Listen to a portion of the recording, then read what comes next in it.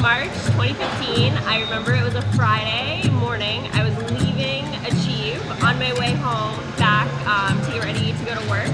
And I was stopped at a red light over on McGrath, and a reckless driver came up to my car from behind and sort of smashed into my car. And a word of a fiery multi-vehicle crash in Somerville, which has sent 3 people to the hospital. And pushed my car into other cars and actually a pedestrian that was crossing the street.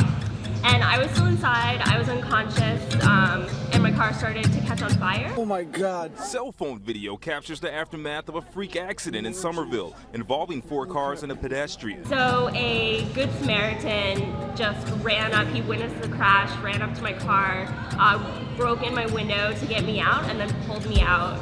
It was crazy. I was just the last person in a long line of other people that like positioned me for success. So it all goes back to obviously the Good Samaritan who pulled me out of the car at the beginning. The first responders who realized that I had a severe brain injury and my brain needed oxygen on the way to the hospital. The emergency room doctors at MGH who were in contact with the ambulance realized that I was a really critical case, called in my neurosurgeon who was actually in neurosurgery at the time. He left his routine surgery early to meet me at MGH. I was one of the fastest turnaround patients at the hospital ever. From the time I arrived to the time I was on the operating table was like 15 minutes. So I think that just speaks to the amount of people who helped and how critical of a case I was, just knowing that every minute made a difference. It's just, you know, a series of really fortunate events that all sort of like builded, you know, led up to a really positive outcome. As soon as I woke up, I told my neurosurgeon how attractive he was.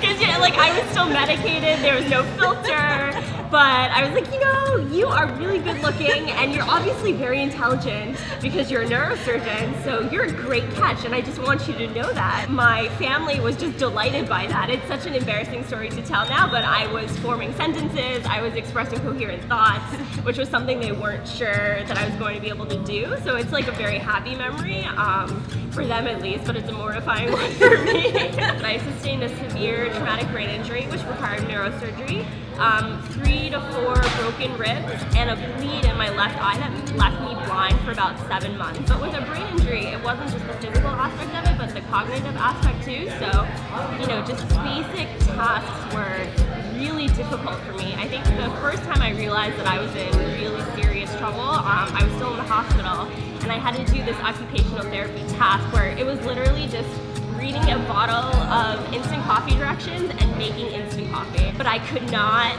figure out how to do it, and I just would read the instructions over and over, and I think that was the first time I was like, okay, this is really serious shape, and I really have to work not only to get back to how I used to be, but to be able to progress in the future. So just being able to have a normal day-to-day life, I was really concerned for. My mom retired early to help me. I lived with my brother and sister-in-law for 4 months. You know, it was me, my mom, my boyfriend, my brother, my sister-in-law, their kids, like it was a full house.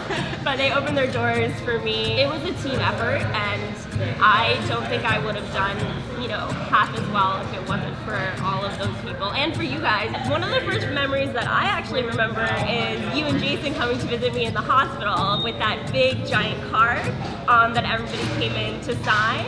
And I actually still have that card, and I keep it in my house and I look at it because I think it's a great reminder of the importance of community and having a community, and also just how much you can accomplish when you have a lot of people in your corner. The idea of me giving a speech and sort of talking to everyone at the charity MetCon was something that I really wanted to focus on, because as soon as I came home from the hospital, you know, you get discharged from the hospital not when you're better, but when you're well enough to exist without a team of medical providers. But as soon as I got home, I made a conscious decision to sort of take responsibility for my recovery away from my parents, away from my siblings, and just sort of, you know, be the the person in charge of myself. So I took all of the hospital papers, I started to categorize them, I was responsible for making my appointments. I had this massive whiteboard that I titled, "This is how I achieve recovery."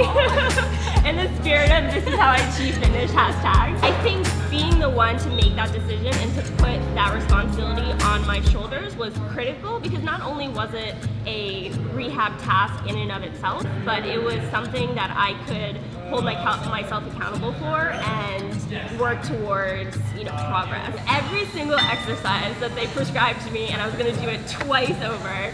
So, I was going to be like the best recovery brain patient ever. I'm a big proponent of just like putting in the work, but within reason. You have to allow yourself time to rest and to be upset or be angry, and just sort of give yourself time to recover and to allow yourself the time to feel like those negative emotions that a lot of people suppress. Because I had some time where I was just trying to be, just like 100% positive all the time, but you break down, and at some point I was like, you know what, being happy sucks, and I don't want to be happy right now. I want to be angry because this really crappy thing happened to me, and it's not fair, and I have to deal with all of these problems, but I'm going to be upset for a little while, and then, maybe I'll take a nap or something, and then I'm going to wake up, and then I'm going to go back to trying to solve this problem, because being upset about something is not going to help you solve anything. Doing a lap around the hospital turned into doing a lap around the house, which turned into doing, a walk across the street, which turned into doing, skipping or jumping or, a really short jog. Just, it all builds upon each other. And there were times that were super frustrating, and even now, I don't think anybody's happy to have something so terrible happen to them, but I choose, if that one bad thing didn't happen to me, I wouldn't have countless other incredibly positive memories.